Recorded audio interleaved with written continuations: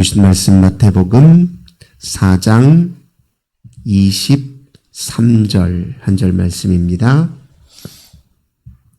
마태복음 4장 23절 한 절 말씀입니다. 우리 한 목소리로 함께 봉독합니다. 예수께서 온 갈릴리에 두루 다니사 그들의 회당에서 가르치시며 천국 복음을 전파하시며 백성 중에 모든 병과 모든 약한 것을 고치시니. 아멘. 오늘도 우리 주님과 함께 복된 날 시작하시는 우리 모든 성도님들 하나님께서 하늘의 크신 은혜와 평화 가득 부어주시길 주님의 이름으로 간절히 기원합니다. 오늘 보는 말씀 통해서 예수님의 사역 이런 제목으로 함께 은혜 나누도록 하겠습니다. 오늘 우리가 읽었던 이 본문이 예수님의 사역을 압축적으로 요약한 문장이에요. 우리 예수님의 사역과 관련해서 우리가 꼭 기억해야 될 것은 우리가 대부분 예수님의 십자가와 부활만 너무 강조하지 예수님의 사역은 좀 소홀히 하는 면이 있다는 것을 우리가 좀 반성할 필요가 있습니다.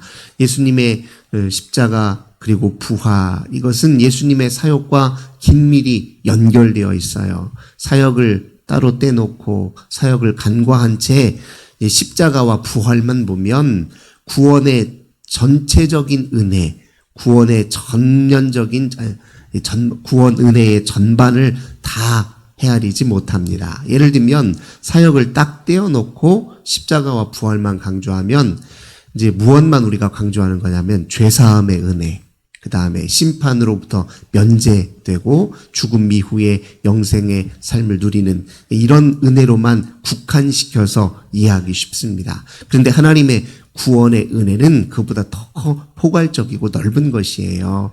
하나님의 구원의 은혜는 하나님의 임재 안에 온전히 머물러 그분과 연합하고 교제하며 그분과 우리의 일생을 통행하며 그 다음에 우리의 일상에서 주의 거룩한 뜻을 이루며 사는 삶, 이제 그게 구원의 진짜 은혜거든요.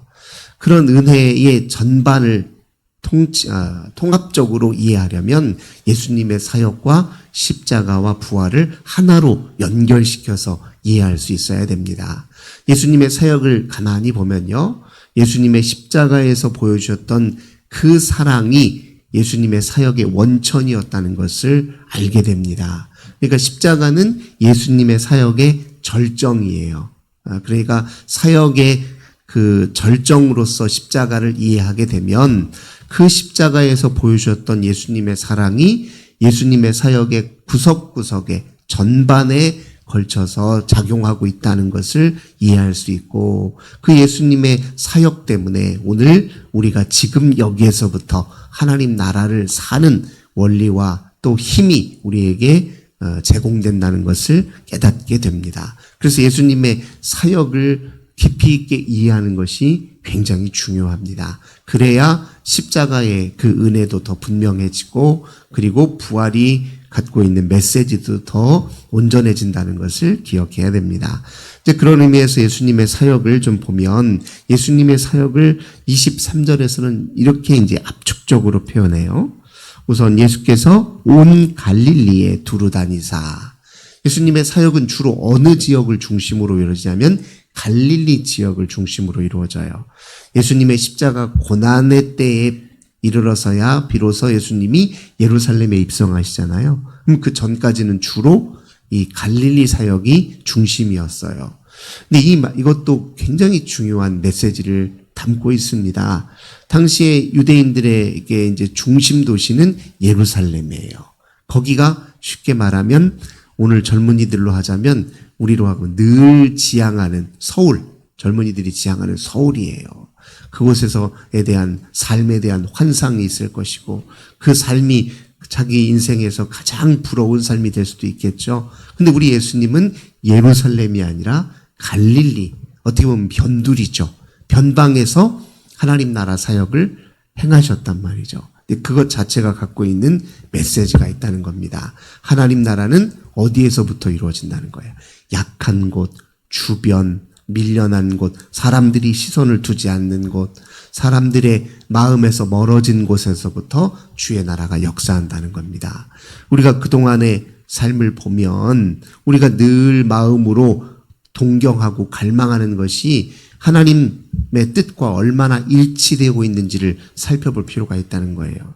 우리가 대부분의 사람들이 갈망하고 동경하는 것들은 하나님 나라의 현실과는 먼 것이고 하나님의 뜻과는 멀어져 있다는 것을 우리가 우리의 삶을 이렇게 진지하게 성찰해 보면 알 수 있잖아요. 그래서 하나님은 우리의 마음을 다시 돌이키기 위해서 변방에서부터 우리가 마음 두지 않았던 곳에서부터 놀라운 당신의 사역을 이루신다는 겁니다. 그래서 예수님의 부활 이후에도요, 제자들에게 나타난 천사가 뭐라고 얘기하냐면 예수님을 만나려면 어디로 가라고 얘기합니까? 갈릴리로 가라고 얘기를 해요.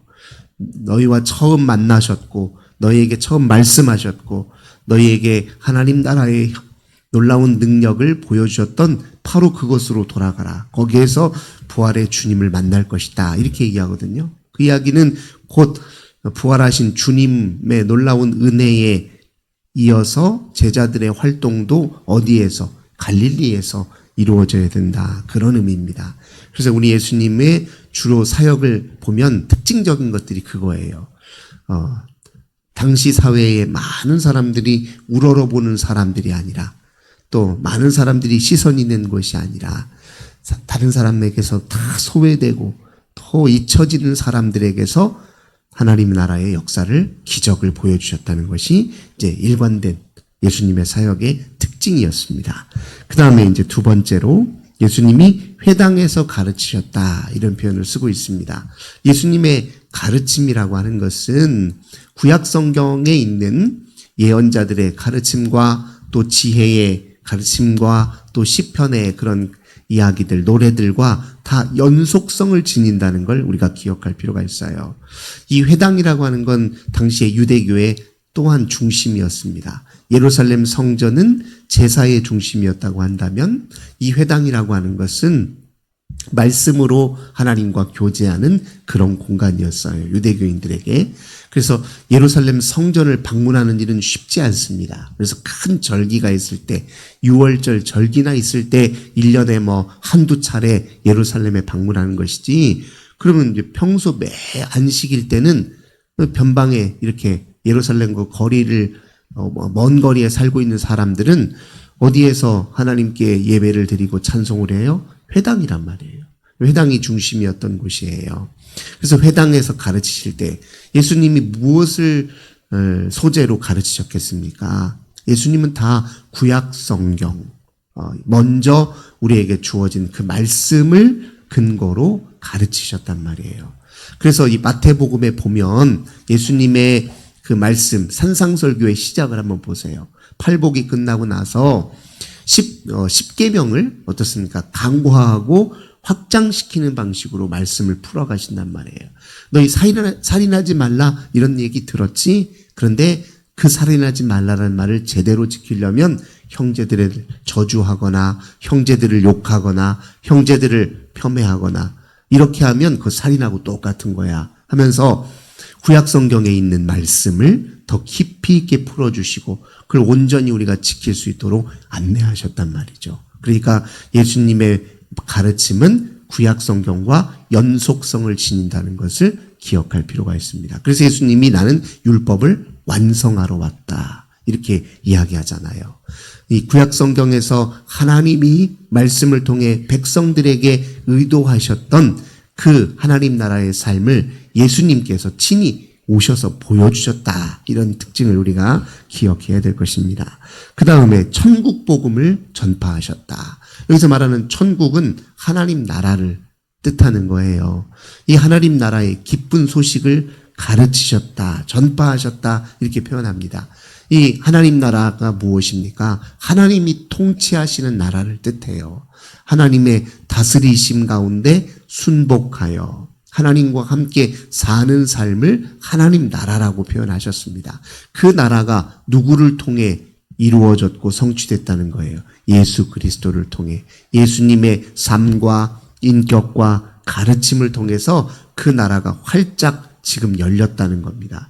그 관련된 소식을 천국 복음이다. 예수님은 전파하시는 사역, 가르치시는 사역, 전파하시는 사역. 무엇요? 하나님 나라가. 나를 보라. 나와 함께하라. 나를 따르라. 그러면 너희는 지금 여기에서 하나님의 나라를 이루며 산다. 이런 말씀을 전파하셨다는 겁니다. 예언자적인 전파지요.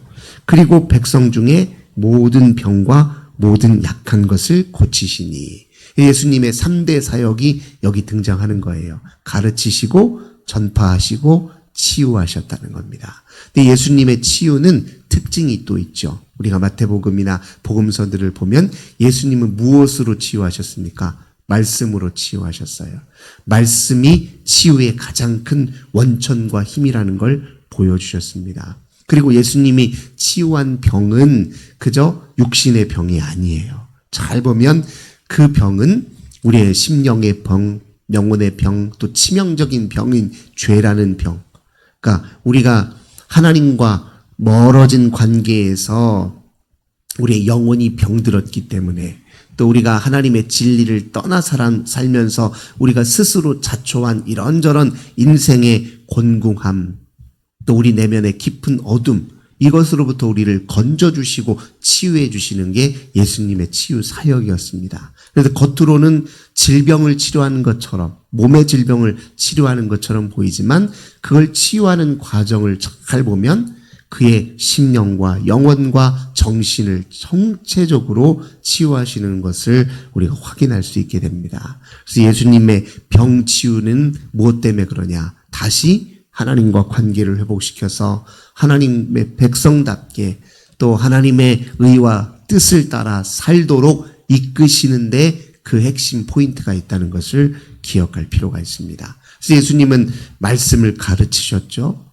그리고 천국이 이렇다라는 것을 보여주시고 또 확신시켜 주시고 전파하셨어요. 그리고 그 나라를 우리도 실제 살 수 있도록 우리의 치명적인 병을 치유해 주셨단 말이죠. 그런 과정을 통해서 예수님이 사역을 하셨습니다. 근데 그 사역을 저항하는 이들이 있었단 말이죠. 그런 사람들이 누구입니까? 그러니까 지금 당대의 종교적인 권위, 종교적인 위선을 통해서 당시의 힘과 또 권세를 누리고 있었던 사람들, 바리새파 사람들, 사두개파 사람들, 제사장들, 유대교의 실권을 장악해서 백성들 위에 군림하고 그들 위해서 또 자기 탐욕을 채우려 했던 사람들이 예수님께 적극적으로 저항했어요. 그들은 하나님 나라 현실을 제대로 이해하지 못하고 그 나라의 본질을 제대로 보지 못해서 예수님이 열어놓으신 하나님 나라를 애써 닫으려고 하고 뒤로 치워놓으려고 막 저항을 했다는 거죠. 그 과정에서 우리 예수님이 십자가에 죽으신 거라는 거예요. 근데 예수님은 그 십자가 걸음 앞에서 멈추지 않았단 말이에요. 그 저항을 멈추고 그 저항을 회피하셨다면 십자가를 질 필요가 없으시죠. 그런데 예수님이 하셨던 모든 일들은 하나님이 원하시고 하나님이 승인하시고 하나님이 뜻하신 것이기 때문에 그 하나님의 뜻에 굴복하지 않고 순복했단 말이에요. 순복. 그래서 십자가는 사랑의 자 동시에 하나님과 뜻에 온전히 일치한 그런 은혜다. 이렇게 이해할 수 있습니다. 예수님이 보여주셨던 사역을 완성했을 뿐만 아니라 하나님의 그 온전한 뜻에 완벽하게 순종하셨을 뿐만 아니라 우리를 사랑하시되 끝까지 사랑하신 것이 바로 십자가라는 거예요.